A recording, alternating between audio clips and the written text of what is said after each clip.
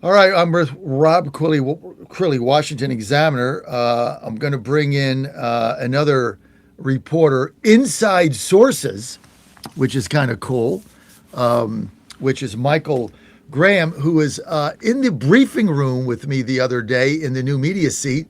And I went up to him and I'm like, I didn't even know him. And I'm like, hey, he has two great questions. Because you're in there every day, Rob, with me. You're there a lot. I see And we that. don't always get great questions. No. Well, I try to be You ask good non-judgmental. questions. I try to be non-judgmental. Everyone's got their own thing I to ask good ask, so questions. You ask good questions. But Michael Graham nailed it. And I said, dude, Graham, and I didn't even know him. And he's like, I'm like, hey, I'm John Fredericks. He's like, I know you. I just ran your op-ed in like 300 papers that you sent me. So I said, dude, you got to get out weekly because we got this reporter segment on Friday that's dynamite. We got to bring you in.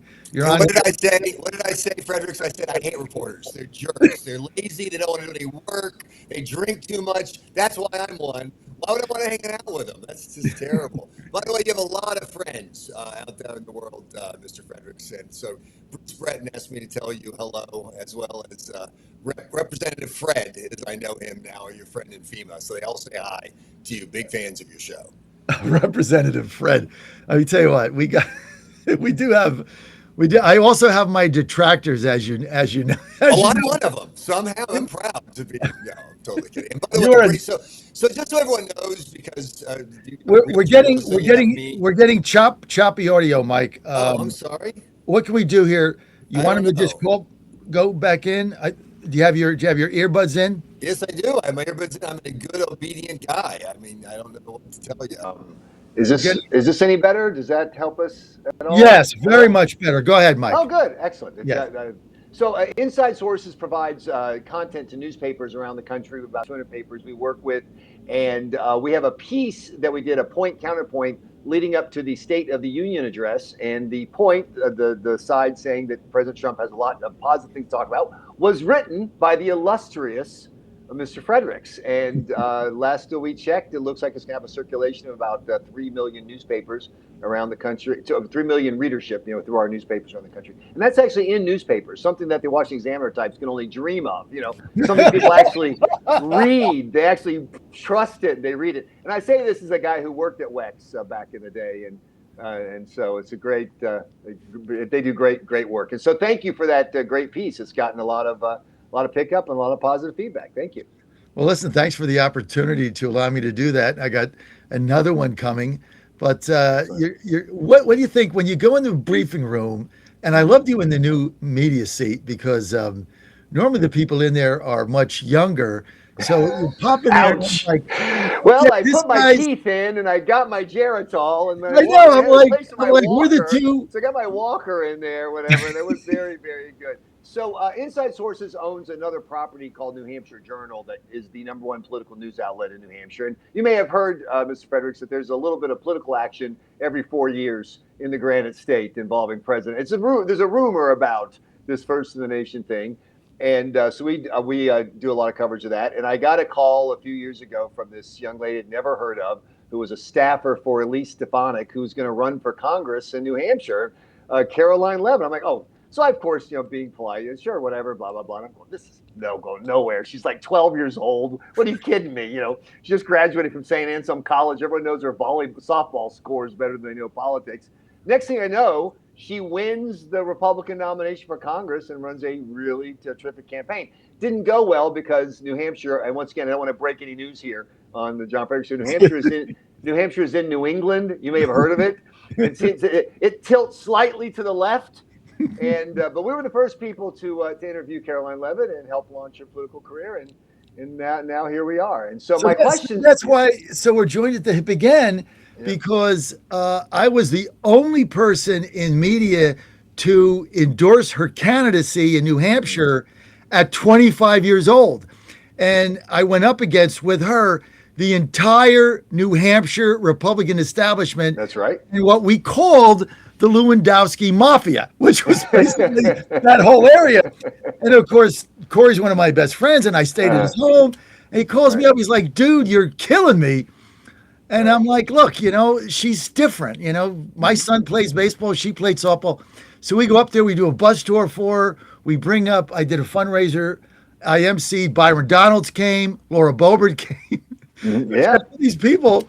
And like she was fighting Matt, somebody who ran the Matt Mowers, who had Yeah, run, that's he'd been the right. nominee 2 years earlier. And Yeah, Matt's a and great he guy. was like, They're- he had all the establishment backing, and we got this little 25-year-old whose parents own an ice cream store. That's And it right. was such a great story.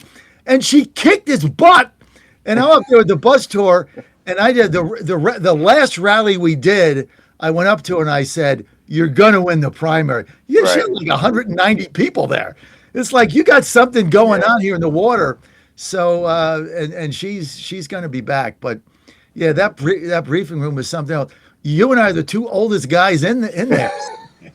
You may Loves be a right, baby. but thank you for mentioning that over and over again. I really let's listen some more about how I'm dying in front of your viewers right now from old age. But I will say two things. One thing that people just have a hard time reconciling with, and they need to look. I grew up in South Carolina, in rural South Carolina. I used to run campaigns for a living. I ran them in the Carolinas and some in Illinois and New York. But if you're in South Carolina and you're Republican like Lindsey Graham, and by the way, I have to say, every time my mother down in Columbia, South Carolina, hears the phrase Senator Graham, she tears up just a little bit because she has this fantasy that I'm going to go into politics. Like, sorry, Mom, that was never going to happen. But if you're in South Carolina and you're Republican, if it's a federal race, you've almost already won once you get the nomination. And no one is surprised by that. Idaho, same thing. Mississippi, same thing. New England is the flip side. And it's just, you're just not going to win races as a Republican north of New York City. And it's just the way the world is. And that's why Senator Susan Collins is such a standout. There are 31 members of the House and Senate in the 6 New England states. There are as many, I should say now, Republican governors, one in the 6th state as there are members of Congress. And that's just how New England is. And that was the uphill fight that Caroline Leavitt had to fight. That's the uphill fight they're going to fight in New Hampshire in the race for the U.S. Senate with Senator Jeanne Shaheen retiring. That's going to fight they're going to have in Connecticut and in Maine, where Susan Collins is going to try to hold on, and where former Governor Paul LePage is trying to run and go back and go to Congress. It's just a major uphill fight. And so when people say, "I don't understand why," I'm like, well, forget politics. Start with geography. That's just where we are. The America is a party of blue coasts and red interior, and New England is on the coast. I don't know if you notice, a lot of fishing up there, a lot of lobster, a lot of shrimp, and so well, not shrimp, but clams, I should say.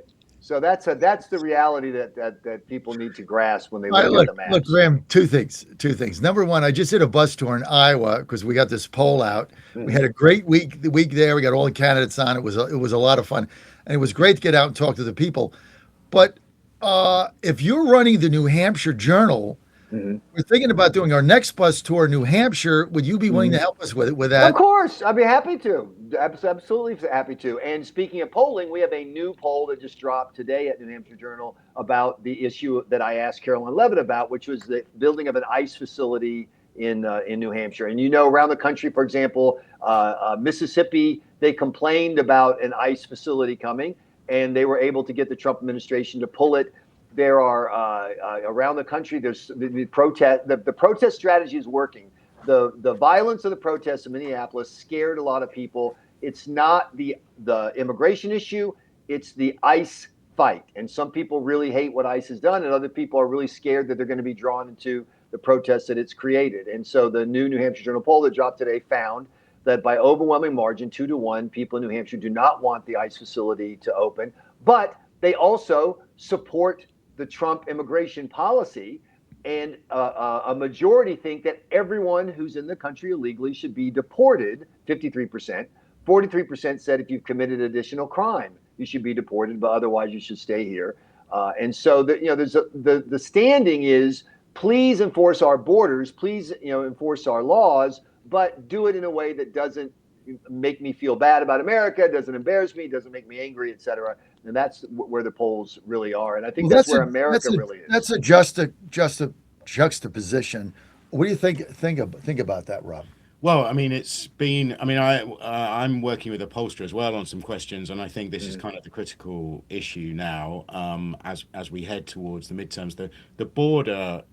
We heard the White House administration officials were meeting with campaign strategists, setting out the plan for the midterms. The border is dead as an issue now. That's been won, right?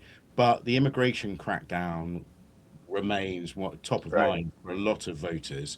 And the question is, how do you handle it? And I think we've got to the point, as we discussed last time, which is that people don't expect in America to be asked for their papers in the street in Minnesota.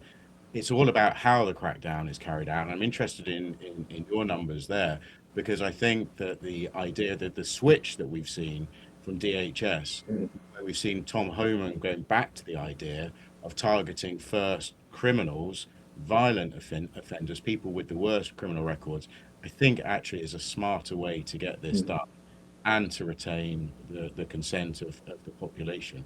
I think the scenes we saw in Minnesota were a very bad look for the administration, and I think that when we look at what people actually want, it's sensible. There's a more sensible way of doing it. Michael? But what's interesting to me is this poll shows that even among independents, what we ask the question as simple as we can. And by the way, every politician should be asked this question: if someone's in the country illegally, what should happen to them? I'll tell you what will happen to you in France. What will happen to you in whatever, Singapore, what will happen to you in Chile. You're there illegally, they just throw you out. There's no debate. There's no, what about our social evils of the past or race or whatever. No, this is the law. You can't stay. Sorry. It's common sense. In bluish, purplish New Hampshire, independents, unaffiliated voters, overwhelmingly, by like a 15-point margin, say you should just be deported. That's it, just deported. That's where the American people are. But the process of having that happen can't be ugly, can't make you feel bad about being an American. That's the key. And I put this, obviously, I'm no Lord Corey Lewandowski. I'll never say anything negative about him because he keeps horse heads on standby, and I don't want to have to clean the sheets afterwards. But, he's the strategy of let's make this a bigger issue by creating conflict, I think has turned out not to be the wise one in this case. And that's clearly what was happening on the ground in Minnesota. It was doubling down on conflict, thinking people would rally around the cops, which worked on defund the police, but did not work on this. You're right about that, and I get the horse head comment. I lived with Of course you do. I lived with him for 2 years. Okay. Oh so you lived with Corey Lewandowski? 2 years in Washington Okay. D.C. and Trump won. I lived in his. I lived We in have his to house. talk off the record sometime. This is just too good. Hey, look, I've got a time thing, but I do want to mention one other thing that we talked about in the press briefing, and that is the issue of natural gas and the Northeast. And this is a more national event. I was at the energy summit that the Department of Energy hosted in January, I think it was. I don't know if you were there, Fredericks. And they had the Energy Secretary Wright, and they had a bunch of energy leaders. And Toby Rice of EQT, the #1 natural gas distributor, made a comment that just blew my mind. He said, when people buy natural gas this winter, when it's freezing, the highest prices on the planet are going to be in Boston and New York City.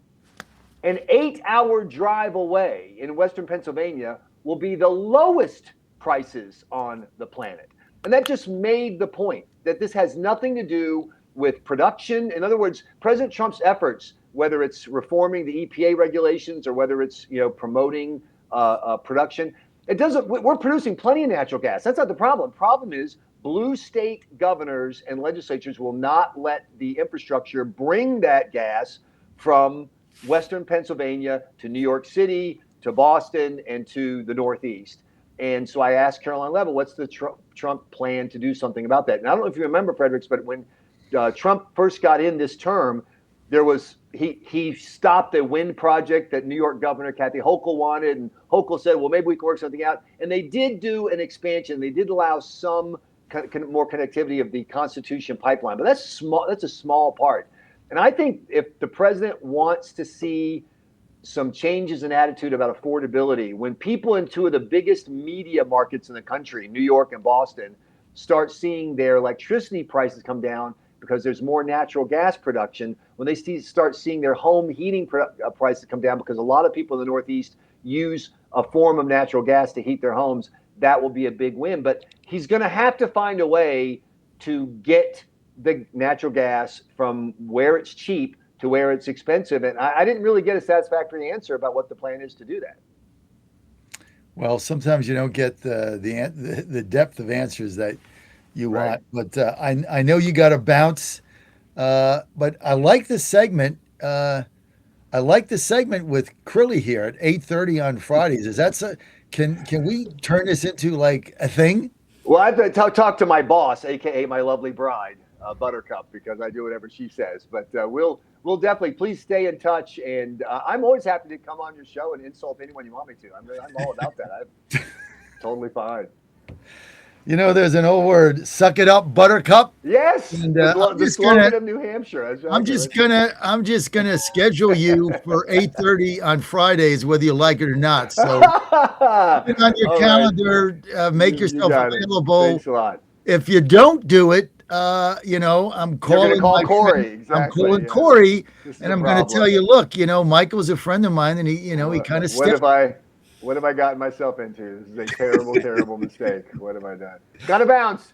Michael, people want to follow you. Where do they go?